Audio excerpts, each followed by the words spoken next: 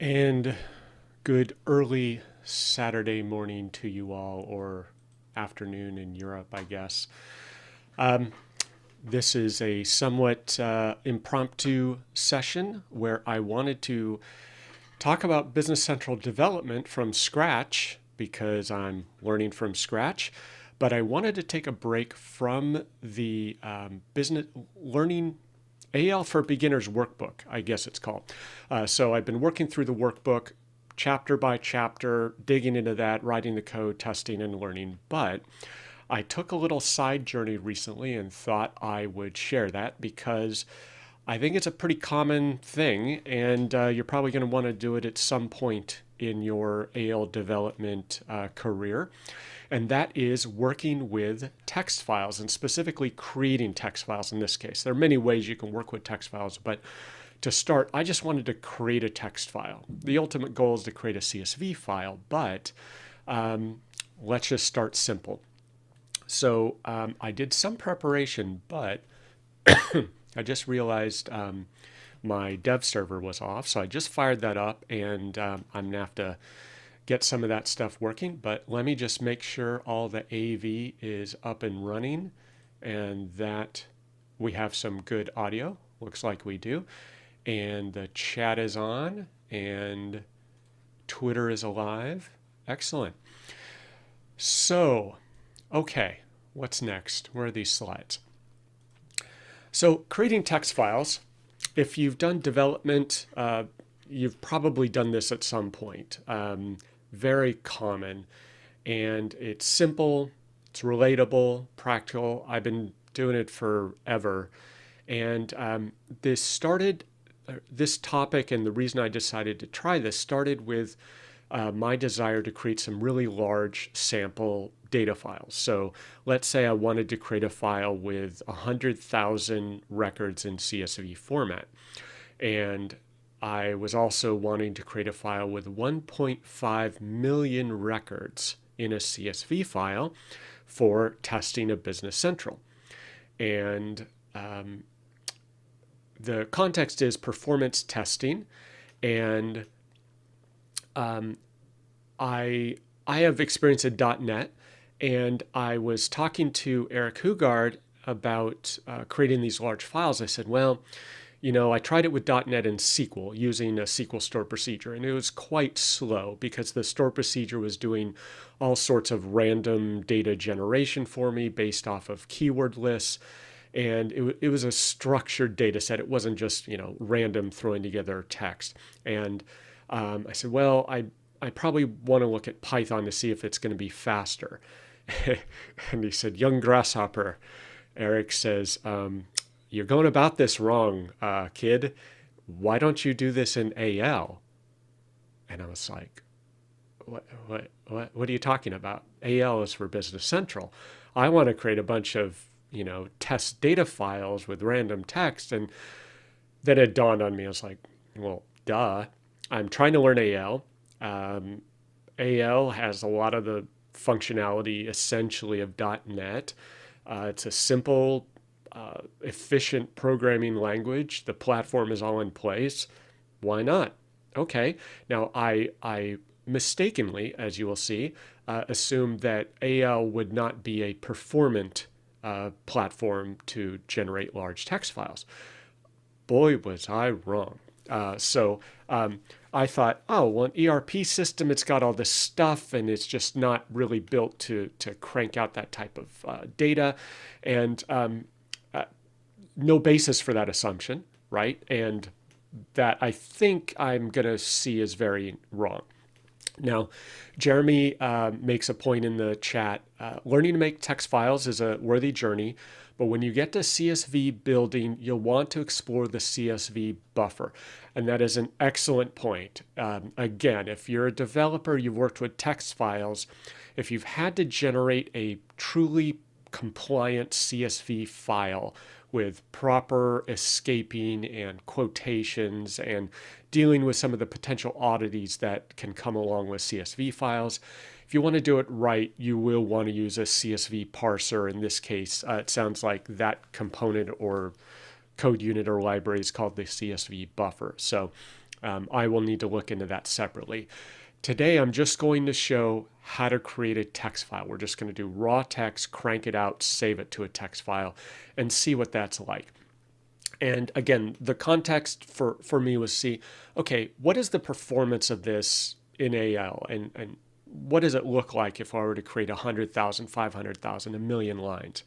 And so once you do this, you can explore all sorts of other related realms, reading text files. So I posted about this on Twitter last night, and then Josh, someone named Josh, also posted a BCAL help asking about how does he deal with a file that he got with Unix LF line endings, and he wants to make it, I'm assuming CRLF or something that's more readable by a Business Central file import utility, like a bank import utility. It's like, how do I deal with this? So reading, parsing, importing, manipulating, transforming, regex, whatever, all these things branch out from here. So we are going to crank out some text. And to do that, we are going to enlist my friends, coders. Now, this started with a... and before I jump into the code, let me just briefly mention that Eric Hugard, of course, has a YouTube video, of course, that touches on this topic. And he doesn't go into all the details of like creating text files and all the related discussions, but he starts with a fundamental lesson that will likely be of value. And that is some very confusing terms and nomenclatures and directionality of in, out, read, write of files in Business Central. And apparently this is not just something that Eric has struggled with. I just stared at this and was like, okay, I'll have to print this out. And so I literally did print it out because, and you will see if you watch his video, he kind of jokingly does some examples like, okay, now you're reading into an outstream and writing into out of an instream, and isn't that so clear? And so you'll see in his video. So definitely check out his video. You'll probably need to pause it. I don't know that you will fully comprehend much at the end of it, other than the fact that you will need to pause, think about what direction your stream is and what operation you're performing on that stream. It requires conscious effort. So with that, let's see if I can figure out how to demo this. Okay, so let me get rid of the typing animals. So this started with a search, as development often does.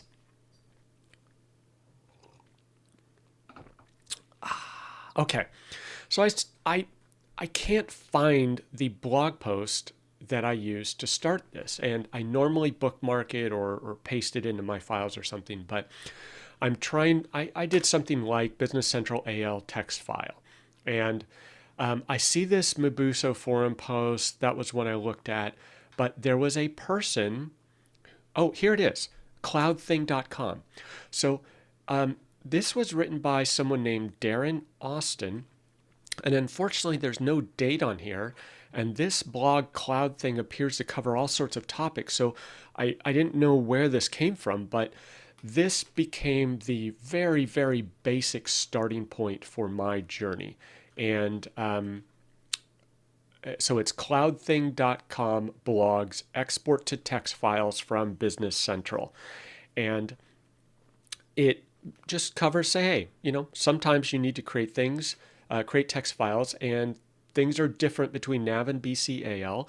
And so this person provides some basic samples. Now, these are just screenshots. There are no code text in the blog post itself. So I'm not going to attempt to try to show this. I had to zoom into 300% to copy the code manually.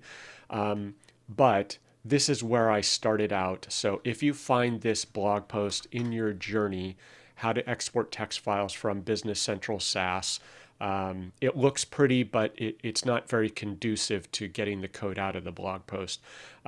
So that is the basis for where I got this. I didn't come up with this. And I think you'll see it. It's not something that will just flow off of your fingertips on the keyboard as you dig into this. So let me open my VS Code. I am on my server, which has Docker and VS Code and a few VS Code extensions. Okay, so actually, let me grab this URL. I will try to follow this up with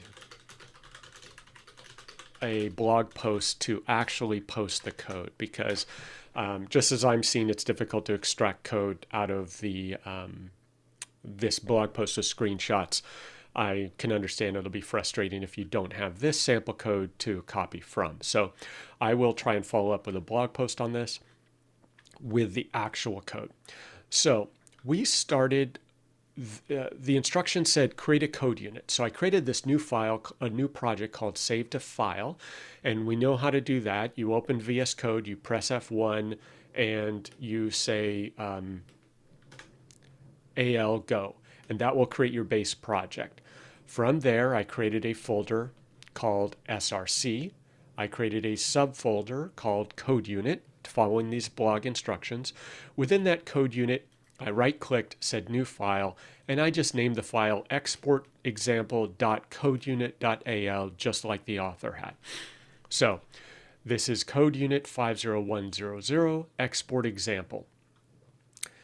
Now, create text file is the name of this procedure within the code unit. We have an InStream and an Outstream, and at this point I'm not even going to try to explain what this code is, the base of this code is doing, and these variables. I still need to dig into it and just digest it. For now, I just copied what the blog post had and I kind of expanded on it. So we have something called an InStream, something called an Outstream. We have a temp blob code unit reference. And if you get the red squigglies underneath this, when you first write it, make sure to download symbols. Make sure your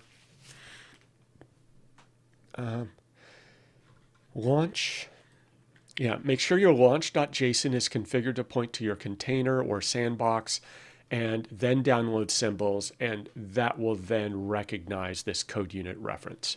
So that was one problem I had. I was like, why doesn't it like this thing code unit temp blob? Because I didn't know what this was.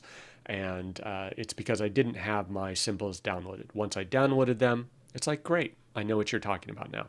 We have a file name, and I have added these below. So I added start time, end time, elapsed time, CRLF, and counter, because the blog post only output one file to a text file, one line to a text file. And that's great. That'll get you started. So you can start with that. But then it's like, well, that's great, but I want to export 1,000 lines, 10,000, 100,000, and see what that's like.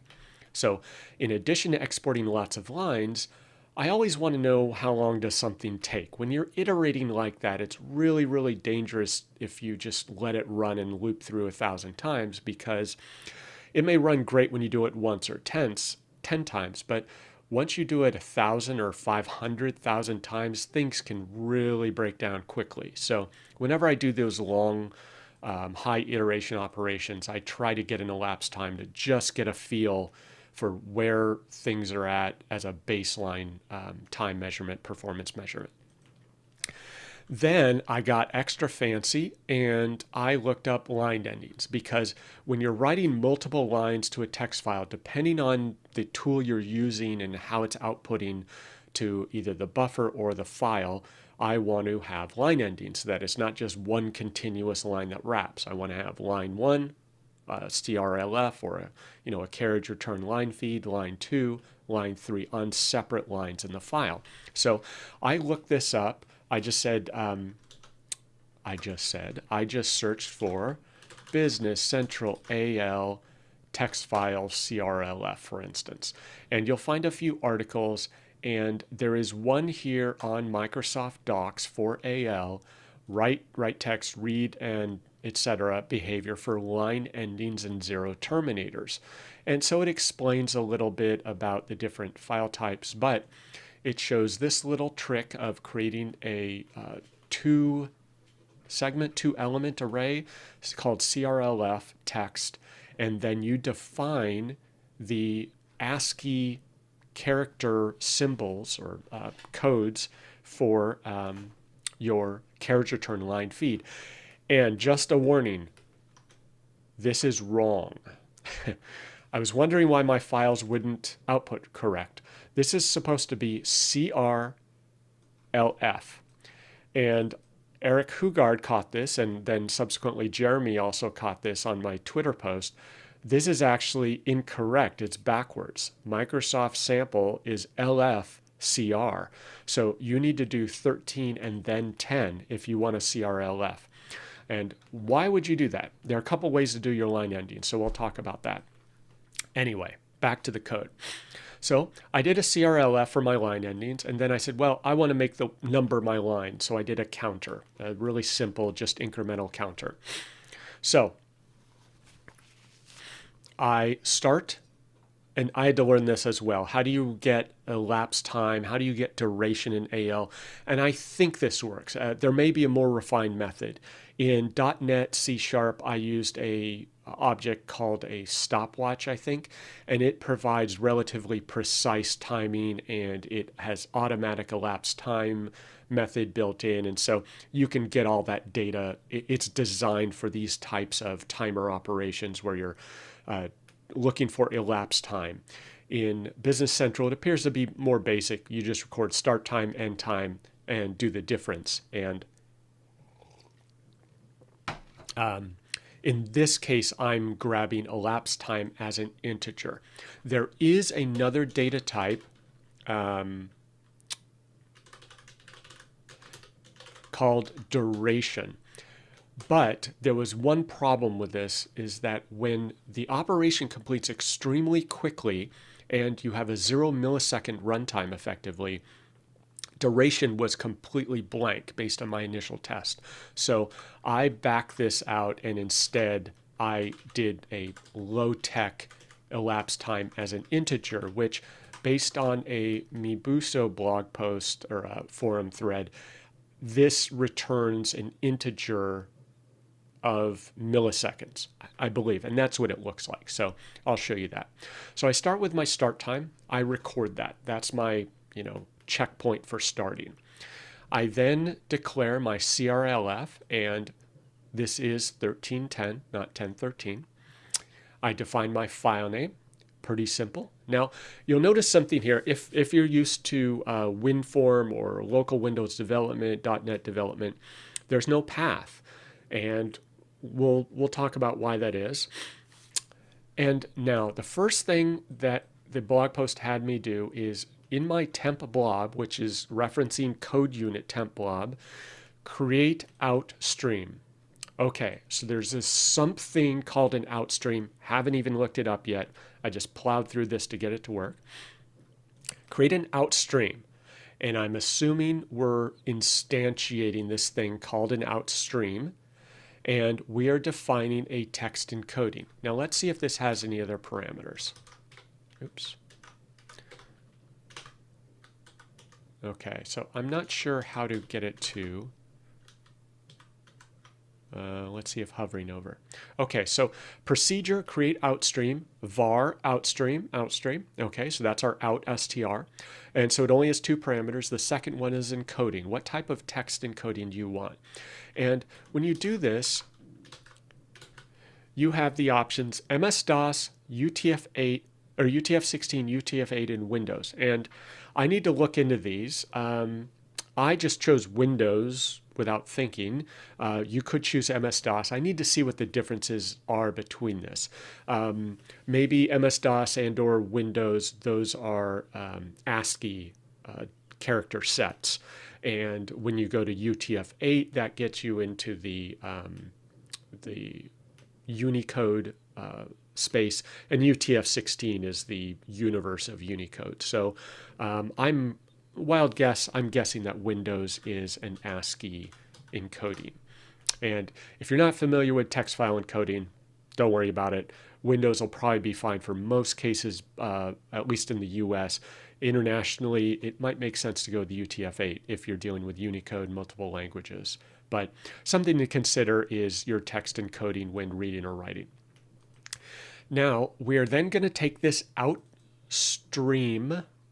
Yes, this is an Outstream object, I'm guessing. We're going to call the RightText procedure, and that takes two parameters, text and length. And let's see if we can look this up. So let's go down here and look at write and RightText methods. And if we go to RightText, I didn't use the integer. Make this bigger. And so Outstream data type, the text to write, if you do not specify this, a carriage return and line feed are written. And I'll mention this a little later. Integer, the number of characters to be written. So why would you do that? Of course, their sample doesn't show that. So the number of characters to be written, I don't yet know why you'd use that. But for now, we're just ignoring the length parameter, and we are just sending out a text string. Now, in this example, I'm saying my start time is this. I'm taking my start time, date time value. I'm using the format procedure to convert it to text. That's kind of what I saw in order to do that. Otherwise, you'll get a type conversion error. And I'm appending or concatenating my CRLF array, which will output the ASCII 13, ASCII 10 codes. So that'll output a nice line of start time. I then am outputting a line. This is a line in the text file. Well, that's what the blog post provided me, one file. But I wanted to be a little fancier, and I said, well, what if I want to have 1,000 lines? So let's do it that way. So I just want to loop through. I'm going to output my counter as a string, say line 1, line 2, line 3, output the exact same value. I'm then going to record my end time when I'm done building this 1,000 line buffer in this Outstream. And then I'm going to record that end time. I'm going to calculate my elapsed time, which is end time minus start time. That turns into an integer elapsed time in milliseconds. I'm going to output that as an elapsed time in millisecond. And then we reference the blob code unit, create InStream. So yeah, I don't even know what to say about that. So we created an Outstream, right? That's what it's called, an Outstream. We wrote to the Outstream. Then we're telling, this is where I got a little lost, and this is probably where Eric's video comes in. We're telling AL to create a new InStream object with text encoding windows as well. Then we're saying download from stream, which is a procedure. It accepts InStream as a parameter and then our file name. So my question is, I've been building this thing called an Outstream. I've been appending to it, building it up. How does that magically get the data over to my InStream that I just created, I just instantiated, that magically outputs to a file? It's like, I don't know, maybe that's the same memory buffer, memory pool, and these are just two different objects. One gets, the Outstream gets memory gets data into memory, the InStream gets data out of memory. You can see where the confusion comes in with this, but I'm very good at just pretending, ignoring all these little details that are highly critical. For some reason, the blog post had this, and I don't know why that's there. I don't know if that's just a relic of the code snippet that was used. Okay, so we've created this thing that creates this stream, creates this buffer, builds up the contents of our file, then outputs it to a file. We then need a way to call that. So we create a file called exportexample.pageextension.al, and that's under a different folder called page extension. Great. This one's really simple. We're going to extend company information page. We are going to add an action, and an action is kind of that bar at the top, kind of on the left side, and we're going to add something to the end of processing. We're going to call it export text, and application area all, we're going to promote it in image export electronic document. And we're going to reference our code unit export example, and we're going to call our procedure export example text file. Okay, so back at our code unit, Jeremy says, Olaf says temp-blob.codeUnit does the job. Okay, so we have temp-blob, we have our temp-blob code unit, and that does seem to be the code unit that we're really relying upon to build up the Outstream and create the InStream. And as Jeremy mentioned, in future episodes, hopefully I will explore the CSV buffer, which I'm guessing is another code unit. But then Jeremy says, Outstream is pouring data out to the blob. You fetch it in. I don't know if the explanation helps. You fetch it in from the blob, aiming it at a file. Super confusing. Yeah, so I'm just going to stop trying to make sense of the names, and I'm just going to have to pretend I know what I'm doing, which I'm fairly good at this point. So we just have a page that calls our export example code unit create text file. So what does this look like? And then I'll kind of dig into some things I learned making changes to this. This is kind of my final version. So I'm going to do a Control F5, and I'm going to hope, let me turn off my auto container build. When is that scheduled? Refresh, 7:05, update, refresh BC dev 7:10. That's what I get for doing an early live stream. Yeah, Jeremy says, streams make us all pretend we know what we're doing. Yeah. Okay, so I can't win. I adjusted this, my PowerShell script to automatically create my new BC dev container from like 8:30 to 7:10 to kind of be ready for a morning live stream. Well, here I am at 7:16 my time, and it's currently running. So that should be done in a couple minutes, and we'll sidetrack. I'm going to go into my D drive, I think it is, BC PowerShell, and my logs, and I'm just going to see how long it took yesterday. So this is pretty cool. This is my PowerShell log that logs everything that happened. Elapsed time, 15 minutes. Hard to know. Let me just close all these. Okay, so I may need to do some singing and dancing for you. Let's check the prior day. How long did that take? 15 minutes. Okay. 7:17. This started at 7:05. We're 11 minutes in, 12 minutes in. Okay, only a couple minutes to go. So let me talk about a few things that I learned. One is, when I had this incorrect, when I had LFCR, my file was all messed up. That was the technical term, all messed up. And so if I go into my downloads folder? Let me see if I can find one that is messed up. So this is what it looked like.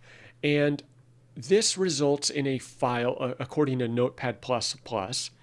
When I go down here, this is a 2 million line file. So instead of 1 million lines, it's doubling the size of this file effectively in terms of number of lines. And that wasn't pretty. So one thing Eric recommended to try as well, rather than messing with this, you can just do this. So you do Outstream RightText and you output the text you want. And if you do just RightText with no string value, and it's going to do a CRLF for you, a carriage return or line feed or line ending for you. And if you look at the Microsoft post with the behavior for line endings and zero terminators, they say that as well. And they say somewhere, oh, right, it's in the RightText. So in RightText, if you do not specify a string, a carriage return line feed are written. Okay, not a problem. So that is one option. But what I found is when I, hold up, let me make this bigger. Okay, when I changed my code, instead of concatenating a CRLF, doing an extra RightText, not only here, but every single loop, because every single line I'm writing, I want that extra CRLF. This resulted in a 47% increase in runtime. Now, to be fair, that took it from 330 milliseconds roughly to 470 milliseconds. So absolute terms, almost imperceptible. I could tell a slight difference because I think it makes the file larger because I had my CRLFs wrong, something like that. But in any event, using just a RightText is a more expensive operation just empirically than concatenating a CRLF. So by eliminating those extra RightTexts in a highly iterative text file, it can result in a 30 to 50% decrease. Or if you're going from baseline of CRLF to adding RightText for all your line endings, that's roughly a 50% increase in processing time. So surprisingly, it is not an efficient operation relative to the alternative of concatenating line endings. So that was a good lesson. And this is also what I normally do in .NET. So I normally concatenate my, in .NET, it's environment.newline. You can do a CRLF or /n or whatever it's called, but environment.newline is the way to handle a line terminator across multiple platforms. And if you're in the .NET Core, that's probably the best way to go, so you're not hard coding your line termination. Okay, so let's see if this is done. It is still running. Oh, 15 minutes. Okay, so 4 more minutes or so. Okay, what else did I learn? Eric pointed out that my elapsed time is not necessarily meaningful. So I have a start time here. I then loop 1,000 times, 1,000,000 times, whatever. I kind of am done. I record my end time, and then I record my elapsed time.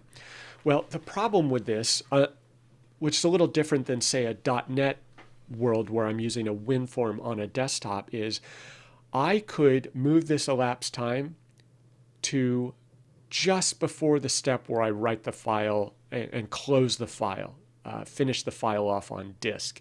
So I could have a text file open if that's the method I chose. I could write my 1,000,000 lines, and then I could record my elapsed time and then close the file as the last operation. I don't know how to do that in a similar fashion in Business Central, because when it's a web-based app, the actual build of all of this file is occurring on the server, and I have to record my end time, record my elapsed time, and close out my stream and my blob and my whatever is going on in there, my in-stream, out-stream, side stream, top stream, bottom stream, and then I have to call download from stream. I can't record the elapsed time after download from stream. So Eric pointed out the operations I'm doing, it's really like in-memory buffer operations where I'm building this completely in memory in a stream. The actual file operation starts here, and then it's up to the browser to pull that data down, write it to disk. So I'm not capturing that final, kind of output and disk I/O operation. So in that respect, the times that I was getting were a little deceptively fast, but still, this is a blazing fast operation. And I'm going to guess, and I speculated about this before, I'm going to guess they're using .NET Core or .NET Standard. But .NET Core, from what I've read, has vastly faster operations than many other frameworks, certainly faster than .NET Framework. And it's, I think, in the top 3 development platforms and tools for text and string and file, this text file output operations. It's remarkably fast. And so the performance improvement you can get using .NET Core is very good. Okay, sorry for the delay, fingers crossed. Hey, look at that. Record time. Let's see how long that took. Look at that. Just for you viewers, it went from 15 minutes to 12 minutes on my container build. I need to look into that, see why it's taking so long. I think it's because I'm adding all the test libraries and AL code and all that stuff. Okay, so now we're going to do Control F5 to publish without debugging. And it may fail because I may need to download, didn't need to download symbols. Okay, so I'm logging in. I have my launch file set to bring up page 1, which is company information, because that is where the action was placed. I'm going to click on act. Okay, we got a page refresh, and I think Eric mentioned that as an oddity. Click on actions and look at our cute little action export text with its cute little icon. We're going to click on that. Did you see it? Did you blink? If you blinked, you missed it. And you will see at the bottom of the browser here, over there, test file 6, because I have a bunch of them. And look at that. Now, you'll notice the problem here. It's because I reverted the CRLF code. So this is what I was getting. So we started at 725.36. We ended at 725.36. It took 0 time. And so we were able to capture what I believe is milliseconds, 94 milliseconds to produce a file or save a file, generate a file with 1,000 lines. I thought, wow, that's pretty fast. So let's clean this up. And let me just clear out my old files. And now let's get serious about this. 1,000, that's cute, but real developers go for 1,000,000, right? That's the official number for serious software development. So we're going to loop 1,000,000 times. Now, just for demonstration purposes, I'm going to fix my CRLF, but I'm not going to use it. I'm going to use the RightText method to generate my line endings to demonstrate what that's like. So I'm going to output this, and I'm just going to leave this because it doesn't hurt to have it. But this is the main one that we care about because this is the one that's going to be called. We're calling this 1,000,000 times to output our lines. We're calling this another 1,000,000 times just for line terminators. So let's see what that looks like. I'm going to save. Control F5. Okay, so there we go. And don't show this anymore. Actions, export text. And there's slightly more delay there, but less than a second as far as I could tell. I'm going to click on that. And here we have Notepad is kind of choking on this a little bit. 1,000,000 line text file. 1,000,000. 423 milliseconds, 727.50, 727.50. We didn't even get the seconds to tick over once. I mean, this is pretty crazy that, like, if we step back and look at this, we have a handful of lines of code to generate a 1,000,000 line file, 1,000,000 lines in 423 milliseconds. Okay, so remember that number, 423. Now, let's go back and try to be fancier and more performance oriented. I'm going to go back to the CRLFs. I'm going to comment out my RightText for my line terminators, and I am going to have the correct CR ASCII code followed by the correct LF ASCII code, and that is going to be concatenated there. So now, when we save this and Control F5 to publish without debugging, and we do actions, export text. You ready? 3, 2, 1, click. Boom. There's our file. Browser already downloaded it, wrote it to disk. Click on it. Here is Notepad++, bringing it up very quickly at first. Now it's probably buffering in the background. I'm going to do Control N. 1 million lines. Now, last time it was 423 milliseconds. This time we got it down to 332 milliseconds. So almost 90 millisecond improvement. So that's pretty significant, big chunk of time relative to 332. So the concatenation operation, as we're seeing, is significantly more efficient in this case than doing the extra RightText. And that makes sense. Oftentimes the concat is a pretty efficient operation. There are lots of optimization in string concatenation.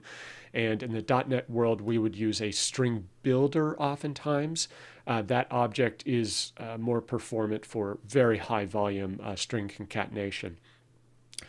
And this Outstream RightText, that has to access a buffer, and so there's presumably higher overhead for that. So this is an interesting lesson, creating a text file, learning about line termination. 2 options for line termination: concatenating CRLF or using Outstream RightText. And I am used to this. This is how I've done it for the last 10 years. In the .NET world, so this is what I prefer. It's just cleaner so that I don't have this extra dedicated line, and as I'm seeing now, it has some performance benefits. And so, yeah, pretty cool. So this is just kind of a side journey, side exercise to learn how to create text files. And the context of this is, the background conversation is, there was a forum post asking, can Business Central handle 1.5 million item records? Because that's what the person said they had in their existing system, and would BC be able to handle that? And it's a valid question. And there are many reasons why you shouldn't do that. And it's not just whether Business Central can handle 1.5 million. It can, but you start to run into performance problems in various places. So if you try to do a lookup, if you try to do a search, if you're just trying to maintain 1.5 million, it's going to increase your costs in other areas. And so the recommendation is, well, you don't really need 1.5 million if you're coming from another system. If you just filter out items you sold in the last 12 months, I'm going to bet you're going to decrease your list by at least 50% or more, probably 75% for many companies. So depending on the reason for all those items. So just load the ones you need. And side note on that, Jeremy Viska had a great recommendation. There's something called catalog items in Business Central that I need to look into.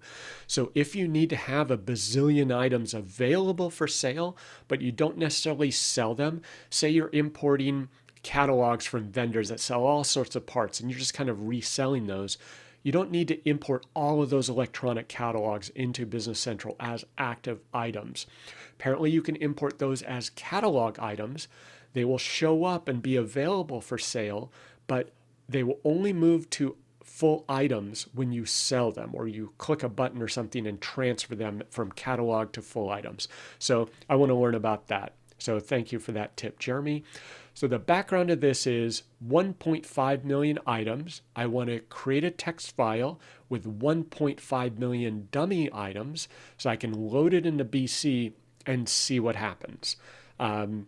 See how long the load takes. See how performant item lookups are. What happens when I try to do a list or export to Excel or search? What are some of the problems you run into? So I want to be able to create a large file, 1.5 million items. I want to have random item numbers, some type of scheme for item numbers. I want to have some type of description that isn't just random text. I want to have words that I can search for to simulate. What if I search for nut, bolt, washer, pump, fixture, anchor, rope, whatever these things are, some good examples of if I'm a user and I want to search for the 5,000 items that are in this category, I want to have some keywords to search off of such that I can utilize the search features, filtering whatever the case is in Business Central to see what the performance is like when you throw 1.5 million items at it. So that is the journey. So talking about large files, let's see what happens. So let's see what happens if we can cause some trouble. 332 milliseconds for 1 million lines. Let's see if this scales. Because sometimes you'll get good performance at 1,000, 10,000, 500,000, a million. But when you go to 2, 5, 10 million, you may not get linear performance. So let's give this a try. Let's go to 2 million, see what happens. See if my server breaks. Okay. You ready? 3, 2, 1, click. Okay, so that took about a second. It was kind of noticeable here. So let's open this in Notepad++.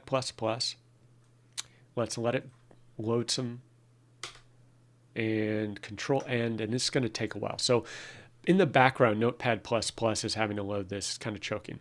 Okay, so pretty good. We went from 1 million lines at 332 milliseconds to 2 million lines at 657 milliseconds. So fantastic performance. And again, this is just the buffer operation that we're performing in Business Central. That's all I'm able to measure the lapse time. That is not the download of the file, the save to disk, which is fine. It's essentially serving up the file very rapidly is the short answer. So we didn't even tick the seconds over at 2 million lines. Notepad is starting to choke. So I may need to try Ultra Edit. I have Ultra Edit on tap as well. Okay, let's go for broke. Let's go crazy. Let's go for 5 million. 5 million lines. Now, why anyone would ever need to do this out of Business Central, if you're doing this, you're probably doing something wrong. If you're familiar with Michael Schwartz, he is a SQL Server guru on Twitter, and he has a fantastic blog post where he came up with something called Schwartz Rule. And that is if you're using 10% of more than 10% of the capacity of given software, so more than 10% of the maximum memory, more than 10% of the file size, more than 10% of the number of fields allowed in a table by that database, you're probably doing something wrong. So I'd say this qualifies. If you're doing 5 million line file exports out of Business Central, that is an unusual situation. So let's save that, Control F5. Okay, are you ready? 3, 2, 1, click. Okay, we got some delay. Okay, so that was a noticeable maybe 2-second delay there. And we may see very fast buffer times for our lapse times, but obviously had to pull that file down. So let's see how big that file is. So this is file 3, 204 megabytes. I mean, that's a beefy file there. So let's let Notepad++ try to crawl to the end of that thing. 1.7 seconds. Okay, so we went to 5 million lines. So I'm not good at math. 332 times 5, 1660, 1.6 seconds, 1.7 seconds. So we're doing pretty darn good. So it scales pretty well. So 5 million entries, 5 million lines in a file, not bad. Not bad. I wouldn't want to open that in Excel, but I don't know what you do with it. You start to have problems on the other end of consuming this. So Olaf has a good point. Entries can easily reach such numbers. That's a good point. My colleague, my friend, escaping me. On Twitter, he just posted that he's a GP consultant, Gavin. Gavin posted on Twitter that he's working with a dynamic GP customer trying to close year end, and it was over 7 million entries in the general ledger that had to be transferred to history. And so he had his fingers crossed, Gavin Whitaker. And so to Olaf's point, yep, you can easily have millions of records for, say, a year-end operation. Now, why? Yes, we could export 5 million lines. I'm doing this as kind of an academic exercise to use AL, learn how to write files with it, learn how to write CSVs with it, which I'll do next, and outputting a 1.5 million item file where I generate random item numbers. In the real world, yes, you could probably output millions of records from Business Central data. The challenge, I think, starts to become, what do you do with a 5 million, 10 million line text file? You can't open that in Excel, I don't think. Maybe Excel supports crazy line lengths now. You can open it in a text editor, Notepad++, Ultra Edit, but I think it then becomes, it has to be consumed by some other system that pulls it into a database. These are just unwieldy text files. Now, I will mention what I'm going to do with a 1.5 million text file is use Eric Hugard's BCCL utility. And he wrote an amazing utility. He has a YouTube video on it. It is a product that he sells, but he does offer a free version for educational use and internal testing, which I'll be using. So you can purchase that free version, and it is shockingly fast. It is unbelievably fast. Unbelievably incredible how fast BCCL can take a large text file and push it into Business Central database as actual BC records. And there are two options. You can have validation on with full validation, or you can turn it off. And when you turn validation on, there's an obvious performance hit as Business Central is validating all the data. But when you turn it off, holy cow. I mean, I was getting, I think it was like 300, 400, 500 records per second to import into Business Central. Remarkably fast. So that's what I'm going to do with it. So I'll have some subsequent videos. Now that I can create a text file, I need to learn how to create a CSV file, and then I need to learn how to create some random data to create sample item records that I'm going to import that have random data but have keywords that I can use for searching and taxing the search capabilities and lookups and all the other features of Business Central.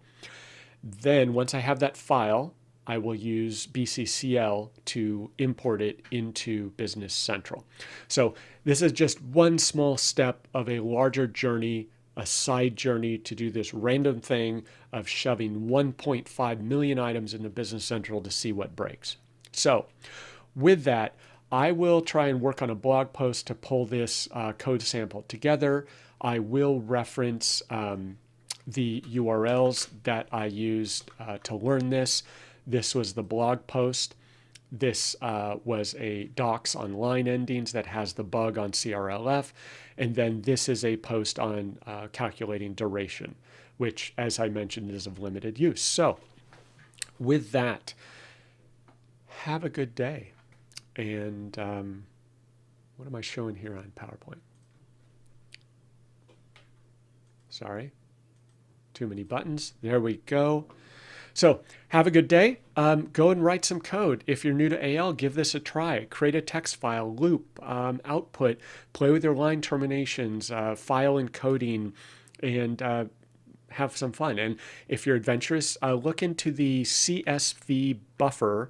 And I'm guessing that's a code unit, but I'll need to explore that and get ahead of me and play with CSV files. So have a good day. Enjoy.